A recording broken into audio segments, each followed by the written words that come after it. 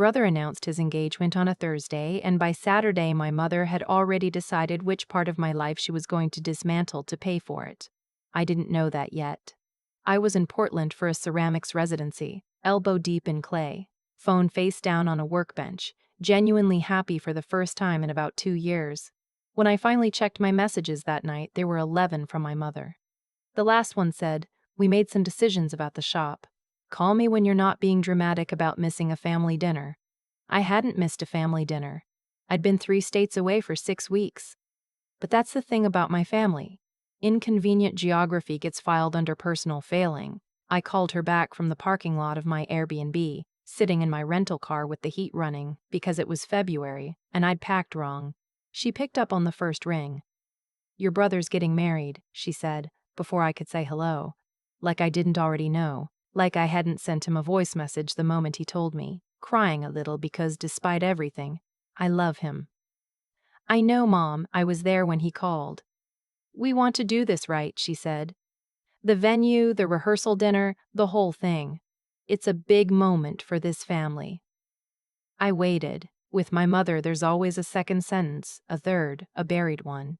"The shop needs to contribute," she said. "It's family money." The shop. That's what she called it when she wanted it to sound communal, when she wanted me to feel like I was holding something that belonged to everyone. It wasn't communal. It was mine.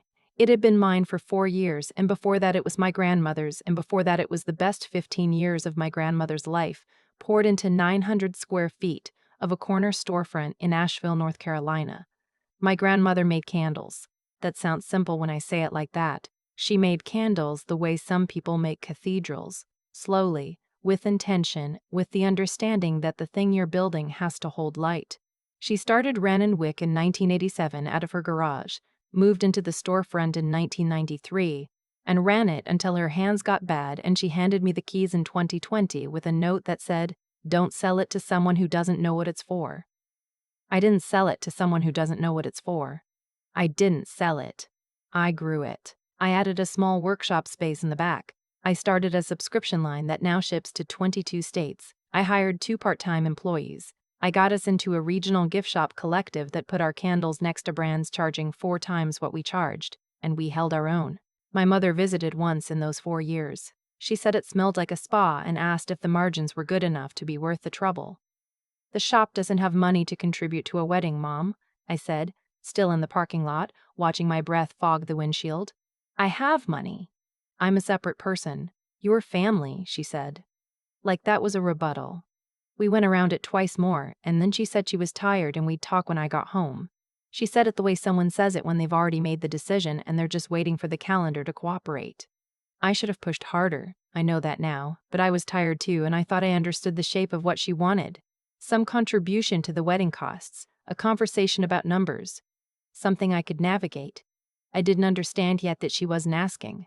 I had 3 more weeks in Portland, 3 weeks of early mornings and throwing clay on a wheel until my shoulders ached, of eating takeout pho alone at a folding table, of sleeping in a bed that was too soft, and waking up feeling, strangely, more like myself than I had in years. The residency had been a gift I'd given myself after a stretch of months that had felt like trying to breathe through wet concrete. I needed to be somewhere nobody needed me to be useful.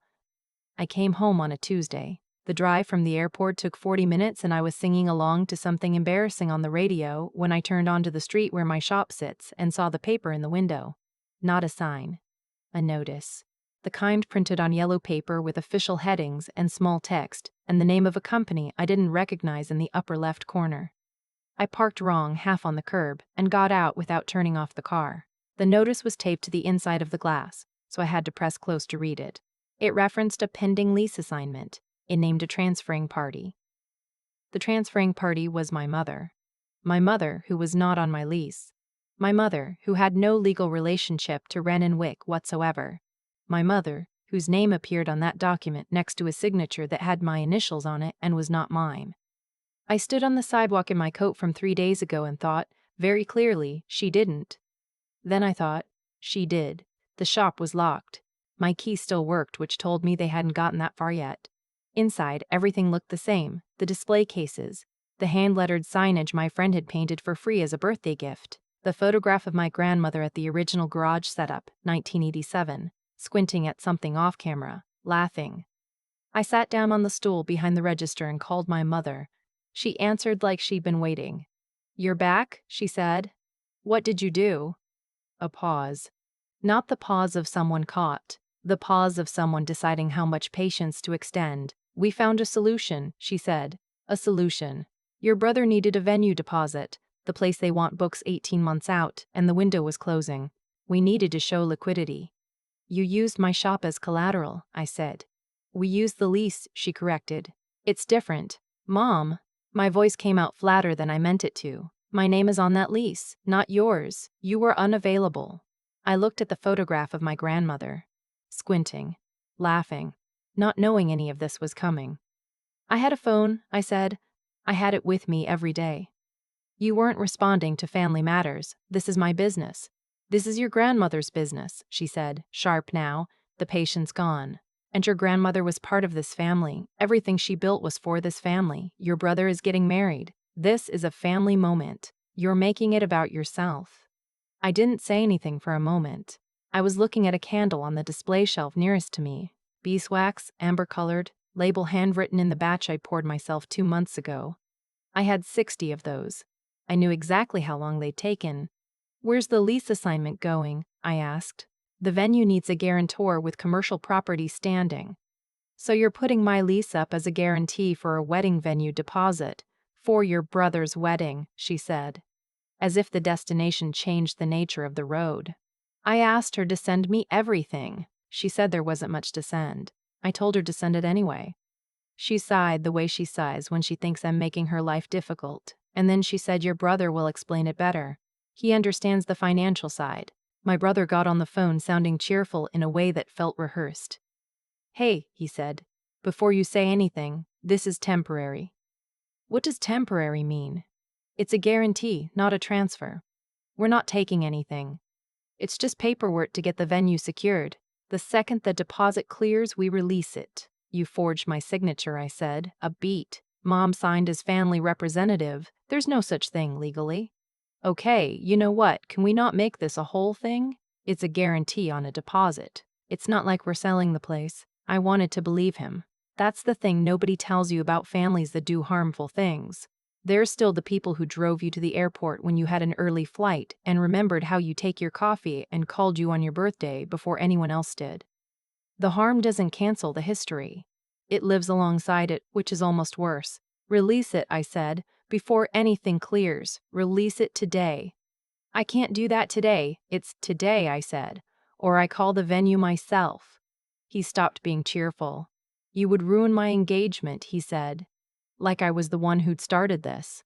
"I would protect my business," I said. "That's what I'm doing." He told me I was being selfish. He told me I didn't understand how much this wedding meant to the family, to him, to his fiancée who had been nothing but kind to me, which was true and had nothing to do with what he'd done. He told me that everything I had came from this family and I owed it some return on that investment. That last part landed wrong. I knew exactly what I had and where it came from. It came from my grandmother who had loved me without conditions attached, who had never once framed her love as an account I needed to balance. I hung up and sat in the shop for a long time. The next morning I called a woman named Deb. I'd met Deb 3 years earlier when I was trying to figure out if I needed a business attorney to handle a supplier contract dispute, and she told me very plainly that I didn't need her for that one, but to call if anything real came up. I'd kept her card in the drawer under the register next to the extra receipt tape and a photograph of my grandmother and me at the shop's first anniversary. She picked up, heard about 30 seconds of my summary and said, "Send me the notice, send me your lease, and don't let anyone into that building who isn't already supposed to be there." I scanned everything and sent it from my phone standing at the copy machine at the FedEx down the street. She called back 2 hours later. "Good news and complicated news," she said. "Give me the complicated first. They did execute a document. It has something purporting to be your signature on it. The assignment is technically in process." "Okay." "The good news is the assignment is defective." I sat down on the floor of the stockroom, which is not somewhere I usually sit. "Defective how?"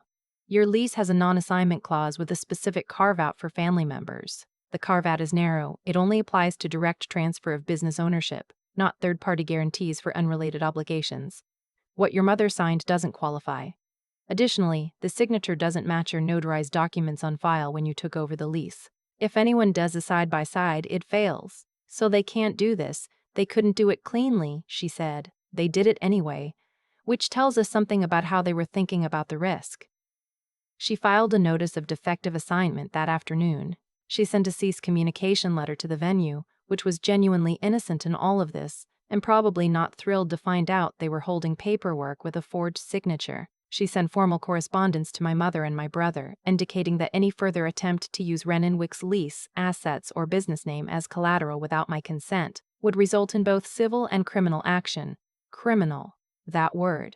My mother called 11 times between 3 p.m. and 7 p.m. I watched the phone. I thought about answering. I thought about how many times in my life I had answered when she called, reorganized myself around what she needed, made myself smaller and more convenient. I thought about the residency, 3 weeks of being anonymous and unneeded, how much I had exhaled. I let it ring. My brother texted, "You're blowing this completely out of proportion." Then the venue is asking questions now. Then Addison would never have done this. That one sat with me for a minute. Addison is my cousin. She's the one in the family who is considered reasonable, which in my family means she doesn't push back.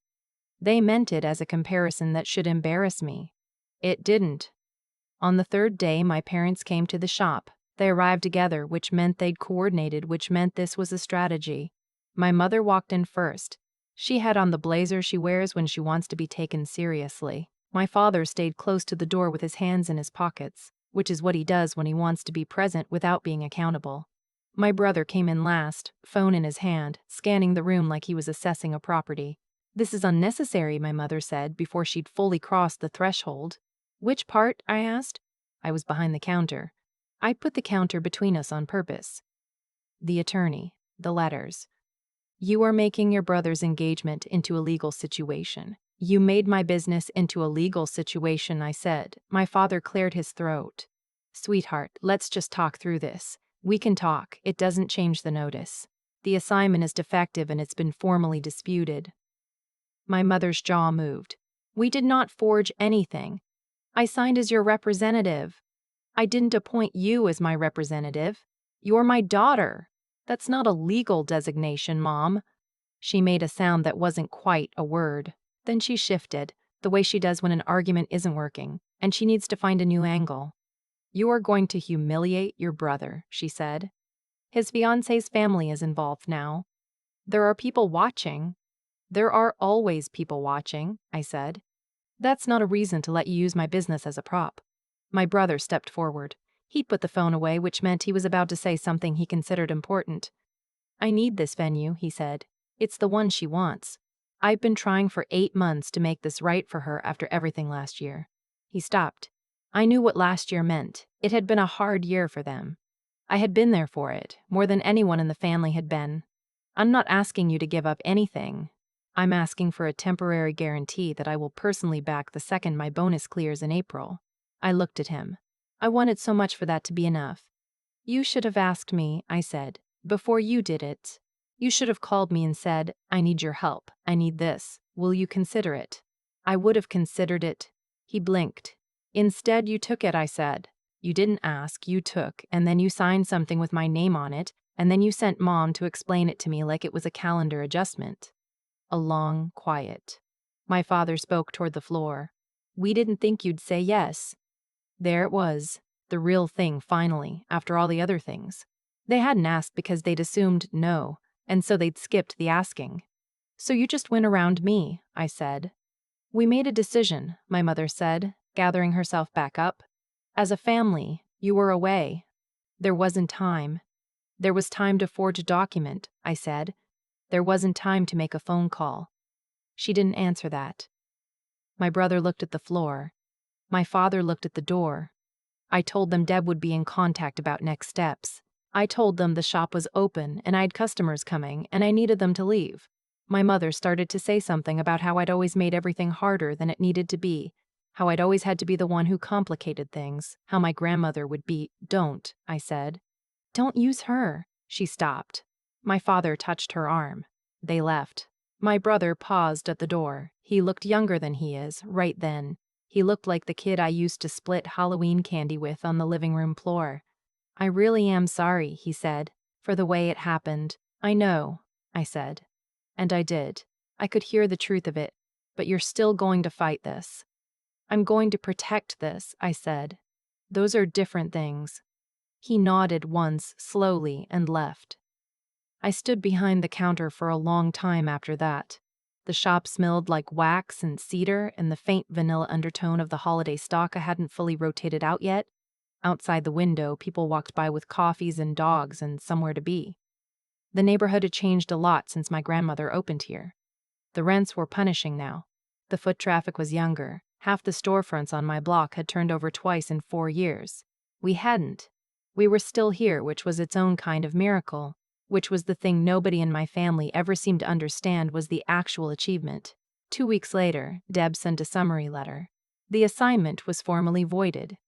The venue had withdrawn the defective paperwork from their files and were, apparently, not pleased with the situation and had some questions for my brother's family about how it had been presented to them. The signature discrepancy had been documented and was part of a formal record, which meant if anything like it happened again, there was a paper trail with teeth. My brother's engagement party happened. I wasn't invited, which I found out through a cousin who texted me a photo of a cheese board. I sent my brother a card with a check for what I could actually afford, which was not nothing. I didn't sign it with anything meaningful, just my name. My mother called 2 weeks after the party. She skipped hello again. People are asking why you weren't there, she said. What are you telling them? That you were busy. Okay. Are you going to do this forever? She asked. Be punishing us forever? I'm not punishing anyone, I said.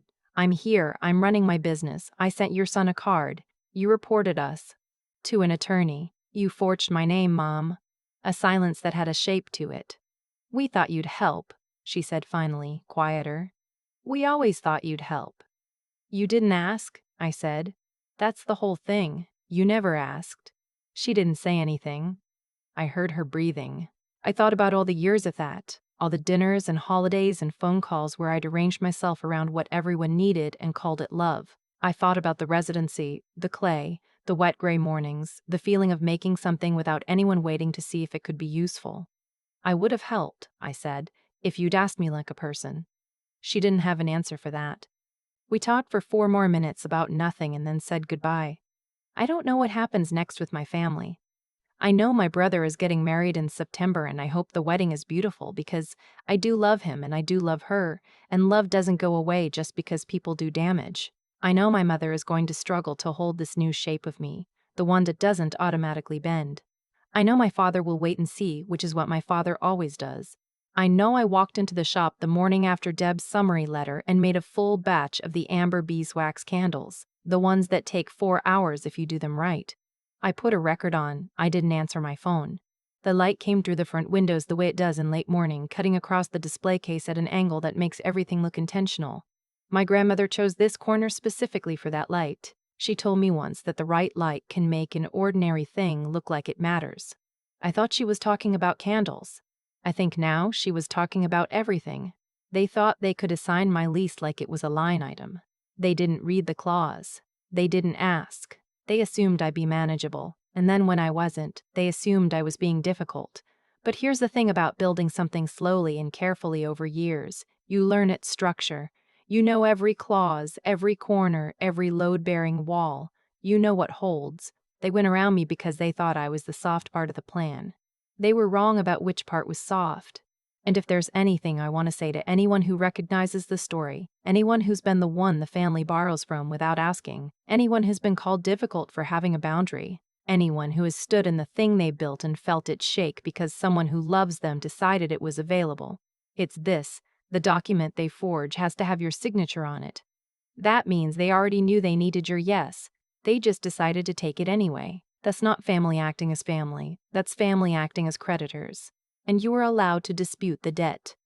I've been thinking a lot lately about the difference between people who ask and people who take. It sounds simple when I put it that way, but living through it, standing behind the counter of my grandmother's shop with a forged document taped to the inside of my own window, it didn't feel simple at all. It felt like the floor had dropped out from under something I'd spent years building. My mother genuinely believed she hadn't done anything wrong. I think that's the part that took me the longest to sit with, She didn't forge my name out of malice. She did it out of a kind of certainty. The certainty that she already knew what I would say, that she already knew what I wanted, that she already understood the shape of my life better than I did. That certainty is what caused the harm, not cruelty. Confidence without curiosity. That's the thing about people who skip the asking. They've already decided the answer, and when you turn out to be different from the answer they decided on, they don't revise the assumption. They call you difficult. My brother called me selfish in that moment, standing in the shop with his phone in his hand. And I understood why. From where he was standing, I was the obstacle between him and something he wanted badly. He wasn't wrong that I had the power to remove that obstacle. He was wrong that having the power meant I owed him its use.